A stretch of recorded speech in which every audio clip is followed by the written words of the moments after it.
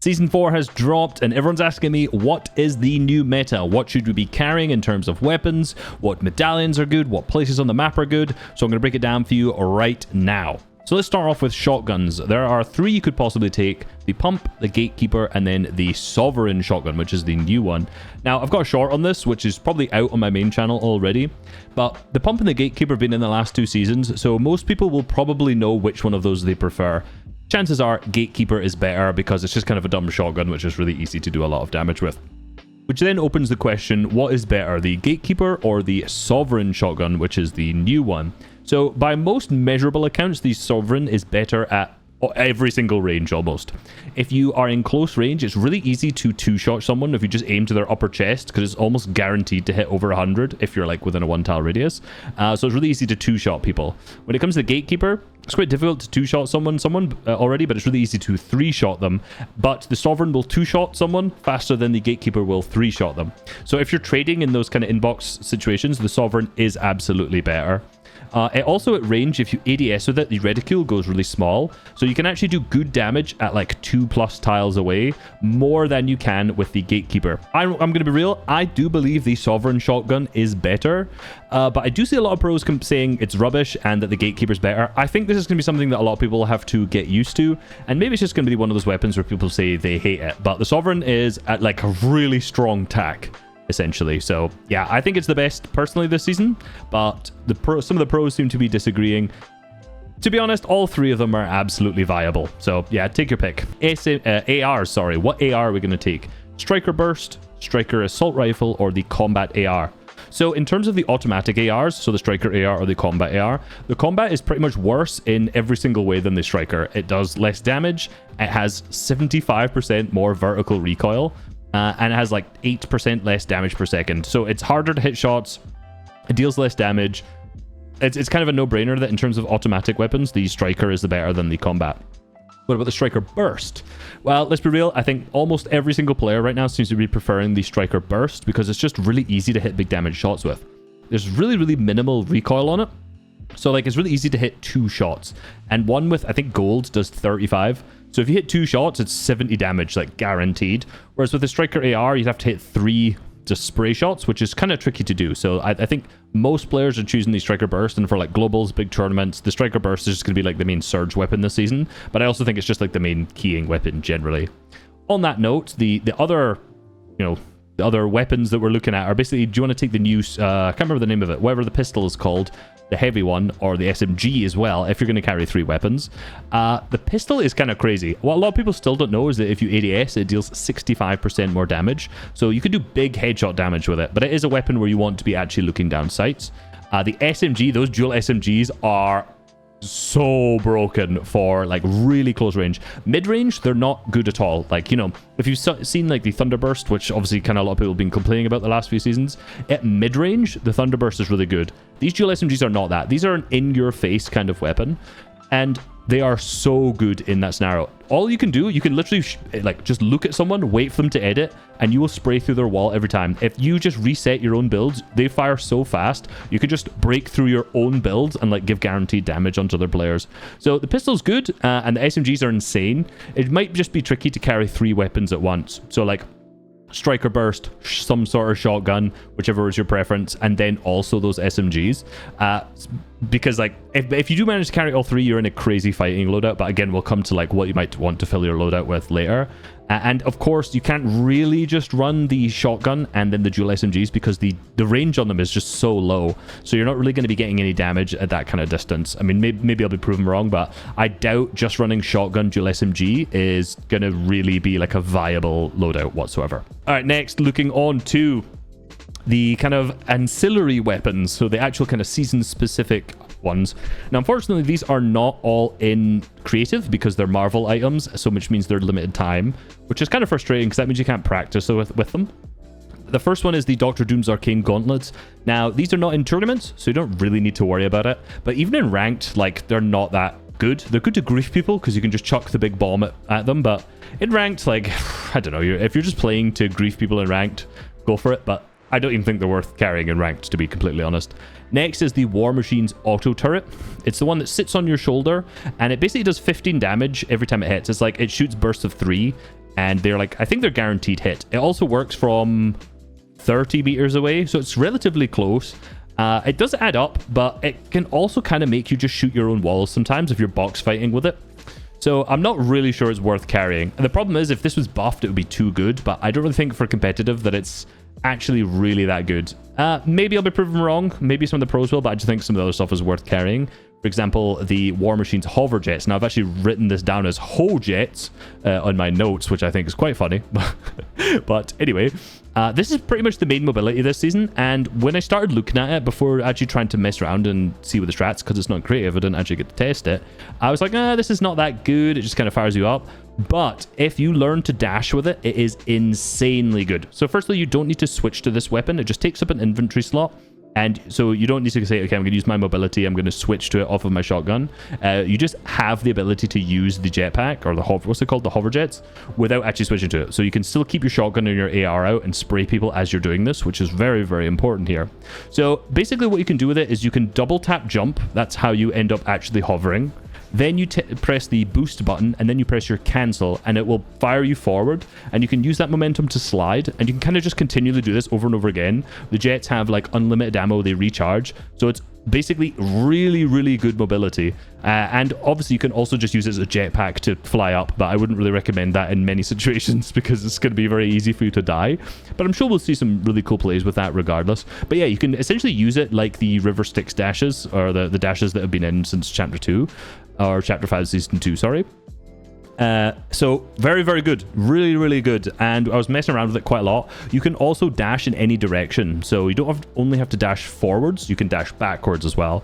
So one of the things I'd recommend with this is that you almost definitely have to set up your binds properly, because the binds by default aren't good. So if you're on keyboard and mouse, I think the same as if you're on controller, I haven't quite checked yet, but go into the binds and then there's a hover section in there, and you really want to make sure they're right. One thing I've done is I've put scroll wheel up on my mouse. What is that white shit on my mouse? Anyway. My mouse looks disgusting. I don't know what that is. Anyway, yeah, I put scroll wheel up on my mouse to cancel, because it doesn't overlap with any of the other buttons you would have there, because it's in the hover mode essentially. So yeah, double jump, and then you need to really learn and get in, like, play some ranked, play some pubs, get the kind of practice down on how to do this dashing mechanic, because this is going to be major for this season, and it's so useful. You can also use this to phase through walls, by the way. If you hover straight into someone's box, you can shoot because you've got your shotgun out as you go through the wall, and you will phase straight into box every time. So I think the hover jets are the guaranteed carry of this season. The next is the War Machine's Arsenal, which is the Mythic. I don't know how this got into competitive, to be completely honest with you. This is in tournament playlists. It's much worse than the Arcane Gauntlet, so I don't know how this has managed to make it into comp. But essentially the left click's a spray weapon, the right click is like just infinite rockets. Why we have infinite rockets in there, I don't know. Now, these can be found from I think you can just find it from regular chests. I'm not actually sure about like floor loot. I haven't checked. I need to check Osirian for that. But you can find them guaranteed from claiming a loot island. You can also find them in the Avengers chests as well. So they are actually quite common. And if you have two players just basically continually spamming rockets, it's very annoying and absolutely broken. And I see that becoming a big problem. Honestly, if you just take that out of comp, the season is really good. Like, it's really well balanced outside of that. So this is my only main complaint, is the War Machine's Arsenal. I just don't really see that being... Now, like, again, this is something that if you have this, if you're like a height team, for example, this is so broken. Like, if you're a height team in endgame in a stacked tournament and you're just firing rockets down onto everyone down below, like, that's insane. But one of the main uses for it would be chopping out people. So even if you're down below and you want to take height, you could just look up and just infinitely spray out height, and you've guaranteed win. Or guaranteed height from there. So yeah, this is like something that's really strong, and obviously you want to carry, but the problem is, if you're carrying this, there's a chance that you won't be carrying the hover jets, and the hover jets are also very, very important this season. So carrying both is a little tough, but yeah, it's incredibly, incredibly broken. On that one, I just kind of forgot while I was talking about the hover jets. That is the mobility this season, and it's the only thing outside of Fizz that allows you to cancel fall damage. So I would definitely think about, if you're a height team, you both have to carry one, because if you get chopped out, especially since the War Machine's Arsenal's in, they can shoot you out. You can just easily cancel fall damage just using that, which is obviously very, very, very useful. Last utility item, which is new, is the Captain America's shield. Now, I have some theories that this is going to be like a low-key, really, really good item. Now, if you just hold the shield out, it will keep you completely protected, and you can actually sprint, you can move around with it, but after a certain amount of damage it will cool down. So there'll be like a certain period of time where it will stop being held up in front of you and it will stop protecting you, unfortunately. So it's really good for that. I do foresee this if there's players that like backside a zone, just sprinting with their shield and keeping yourself protected from players trying to spray you at the front side. But you have to make sure, again, you stop the animation before it gets dropped, because then you'll be stunned and you'll basically be a free kill. I think this is going to be really good because when you throw it, it locks on for like 60 damage. And it only does that within a 45 meter radius. So you can throw it at people close to you, and it can also bounce off of them and hit multiple people. So I do believe that there's going to be some people in the solo cash cup carrying this who are just going to keep pinging it at you when you're rotating, which is going to be really annoying. And it also does 125 structure damage if you throw it. So again, you can just grief people's builds with it. And it also does 150 structure damage when you sprint into people's walls. So you can use the charge to basically just run into people's boxes. Switch to your shotgun, bang bang, they're dead. Very, very good. I think this would be incredibly good had the hover jets not been in. I think the hover jets are like a guaranteed carry, but if it wasn't, like, the America Shield is really useful for rotations, blocking shots. I'm sure there's gonna be a lot of like box fighting strats with this as well, because like if someone whips out their pump, you can just protect yourself with a shield, switch back to it. I'm not really sure how fast the pullout time is, so I don't know if any of that's actually reasonable. But you could use it, sit in the corner with your shield out to make people spray, switch to shotgun, shoot. But again, I don't really know what the pullout times are. I don't know if there's any actual like box fighting utility to it, but I'm sure there could be. But we'll kind of have to see. So that means, like, what is the ideal loadout this season?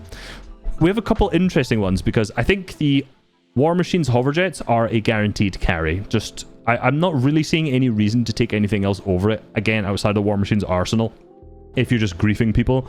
We're basically just assuming you don't have that stupid mythic item, just because of the like what you're going to carry on a day-to-day basis. Then I would say Striker Burst. Your shotgun is preference, but again, I'm thinking Sovereign myself. I know a lot of people will disagree, but it is what it is. And then double heals after that if you're playing solo cash cups. If it's not a stacked Surge game, you can just do shotgun and then the double SMGs as well, and you can use the hover jets to kind of close the gap where you can pressure with them. I think like fighting against someone who's really good at the SMG is so frustrating, because there's so much pressure that it deals, especially if you have the speed mag on it where you can just reload them really quickly. Then it's very, very, very, very difficult to kill anyone. So yeah, I think that's going to be the kind of loadout. You may also just be able to run the Sovereign shotgun by itself if you're playing like solo cash cup finals and take medkits or an additional slot of heals then. So you can basically have like shotgun, mobility, 3 heals. So that would be really good. Little amendment to this, I played a bunch of solo scrims right now and just to test a bunch of different weapons to see what is actually best in a stacked game before the first solo cash cup. Burst is kind of difficult to actually fight people with, to be honest, in solos, because you don't have as much spray power. Box fighting's not really great with it. And then the dual SMG, if you just run dual SMG and shotgun, also is kind of tricky, because there's that range is just so tough for trying to like weaken people and then try to actually like get any form of refresh on them at all. So I think the solo cup meta, if you're going to be taking a single spray weapon, is going to be the Striker AR or the combat, but as I mentioned earlier, the combat is worse. Outside of that, drop spots. Of course, there's like the 3 medallion drops on the map, which are incredibly powerful. If you're W keying, pretty much everyone's going to land at the raft, because that allows you to highlight the players around you. It also gives you the Mythic Og, which is just so incredibly good. The other drop spots, of course, there's like Doom's Castle Doom, but what you get from there is the Siphon coin, which in terms of like W keying and dropping high kill games isn't as useful. And then the other one's the invisibility coin, which also isn't as useful, but it does give you the Mythic shotgun, the Mythic Sovereign shotgun, which is incredibly good. But I think like the drop spot this season is just going to be the raft, which is okay. Like, I hate landing there. I tried it a couple times and it's so messy. There's so many players. So like for ranked, it's not that fun, but yeah, good luck. That's gonna be like the rig 2.0. There's just or Grim Gate 2.0. Just everyone's gonna be landing there for that. I think the meta for globals is going to be kind of questionable because of that in particular. But overall, I actually really, really like this season. I think it's really, really good. I think the War Machine's arsenal, that thing, just take that out of comp, and we're in a really balanced season. The only thing that's really broken in is also the coin, which I just mentioned, the Frost coin, which highlights everyone around you. That's like so nuts for tournaments generally. But something that's really important. Because the only mobility this season is going to be the hover jets, that really means that there's a couple things that are really strong because of that. And the main one that's going to be really strong here, of course, is Forecast. Like Forecast in a low mobility meta, like this isn't like a It's not a no mobility meta, it's a very low mobility meta. But because of that, that means like knowing where the zones are ahead of time is buffed infinitely. Forecast is going to be so good. It's kind of the same as Chapter 5 Season 1? Was Chapter 5 Season 1 a no mobility meta? I can't quite remember. Regardless, even in mobility metas, like a lot of FNCSs are being won by teams going for forecast. I think in EU last season was a good example where first and second were both forecast teams. So forecast this season, gonna be incredibly powerful. More important than ever. The last part of this is also just looking at the new chest types that have spawned too. There's the Avenger chest and also the Doom chests. Now the Avenger chests give you one guaranteed Avenger item. So that could be the War Machines, any of the War Machines one, or the Captain America shield. So if you take a look at the map, Fortnite GG has a map of where all of these chests now actually spawn. So there's a couple of drop spots which have actually gotten way better. I don't think these are 100% spawn rate chests, but there's some like Brawler's Battleground, for example, has 5. So there's basically, if you're going to choose your drop spot on the map and you're not going to one of these mythic areas, it might be a good idea to try and land somewhere that has a good few of these because it gives you a much higher chance of getting the mobility. Anything else you guys want to know, keep an eye on the channel. I'm going to be posting a bunch of shorts, TikToks, and the main channel video will come at the end of this week or next week, whichever it'll be, like midweek, covering basically ranking every single item in this season. Right, catch you guys later. Peace.